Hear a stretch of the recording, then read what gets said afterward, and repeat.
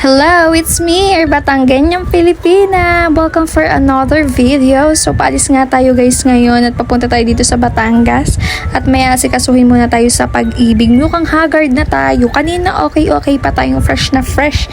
Nakala mo ay bagong ligo. Ngayon hindi na tayo. Hinaligo na tayo sa pawis, sa usok, sa init ng kalsadang init. Bago nga ako pumunta din dumiretso muna ako sa office at ako'y nag-time in muna. Akay kanina'y madilim pa biglang tirik ng araw. So wala tayong choice kundi pumunta at lakarin ang mga dapat lakarin dito sa pag-ibig. Pagbungad nga sa akin din akala ko mahaba ang pila at marami-rami rin ang tao din sa labas. Ay mukhang hindi naman pala ganun kahaba ang pila sa loob. O nakikita niyo suot ko, digan naka-crocs pa. Ay ang babaeng ito akala yata'y uulan. Di nag-crocs ay baka bahain. Sayang naman kung ako'y magtatakong pa. Pagpasok ko nga sa loob ay kakaunti lang ang tao. Swertihan ko nga at napakaaga ko namang pumunta din at kakaunti lamang. Ayan nga maya-maya ako na nga fill up din Ayan nga mabilis nga lang natapos na agad. Akala ko nga magtatagal pa ako. Buti na lang yun lang pala ang gagawin. Napakadali lang pala. Akala ko nga hapunin pa ako nito dahil ako'y tanghali na alas 8 baga naman. Minsan kasi tambak na mga nakapila. Buti na nga lang talaga at makakauwi tayo ng maaga-aga. Ano gang uuwi? Diretso pa sa office. Gusto mo kay malagot?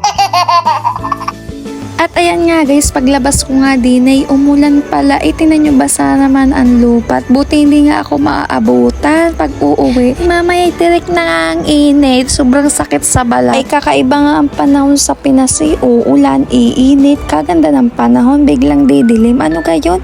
Kaya madaming nasakit ang ulo. Dati nasakit lang ang ulo dahil sa walang pera. Ngayon nasakit ang ulo sa panahon na. Nakita ko nga din bakit gay traffic. May mga estudyante pala din hindi ko alam kung nagrarally ba o ano. May nabasa nga ako tungkol sa mga korap nagrarally nga mga batang aray. Ay ano gan nangyari na nga di yan at tuway nakulong naga. Ay ilang investigasyon at interview na yan ay wala pa rin nakukulong. Kaya naniniwala talaga ako sa kasabihan ng kabataan ng pag-asa ng bayan. Bakit? Tingnan nyo naman ngayon, diba? Ang bumoboses ay mga kabataan na nagmumulat talaga sa maling ginagawa ng gobyerno at ng mga politikang yan. Ay naku, madumi talaga ang politika. Ilang investigasyon naga ang nadaanan, may nakulong naga. Ay puro investiga, wala namang nakukulong Minsan nakakainit na nga at kahirap na rin minsan ipagtanggol ng Pilipinas.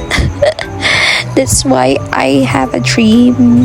Never dream that love is not a feeling that's for char. Pero yung totoo lang, para sa akin, opinion ko lang, ang ganda ng mga pamamalakad sa ibang bansa. Ang dami nilang nakukuha mga benepisyo. Yung mga tax sa kanila, yung mga kinukuha sa kanila, may patuturan talaga. Makikita mo talaga sa bansa kapag maunlad talaga. Ano na Pilipinas? Ang hirap mo nang mahalin. At ayan nga, nakabalik na tayo. Nandito na tayo uli sa Walter Mart. Hindi naman ganun katirik ang araw din Baka yung pasensya ko at saka ng mamamayang Pilipino ang mag-init ang ulo sa mga korap na iyan. Manghihina ka na lang kapag sasahod ka, may kaltas. Saan mapupunta? Sa mga mangungurakot. Anong mangyayari kapag naulan? Bahain, barado ang mga drainage. Kunting ulan lamang ay napakabahain na din sa Batangas. Akala mo ilalangoy ka na nga katagal-tagal na wala pa rin aksyon. Hanggang bewang na ba't hanggang leeg iintayin natin tumaas yung tubig diyan pag naulan? Ay hindi ko talaga makalimutan yung graduation ng kapatid ko. Ay umulan ng malakas. Aba ang tubig paglabas mo ng campus. Wala nga baha sa loob. Doon lang sa unahan ng BSU. Ay paglabas mo naman ano gang taas? At patuloy pa rin nga ang gigil ng mga mamamayang Pilipino sa mga mangungurako. Wala talagang titigil. Walang titigil hanggat walang mananagot. O siya, hanggang dito na muna ang bidyong ito. Huwag niyo kalimutan mag-like, mag-follow at mag-share. Thanks for watching. Bye-bye!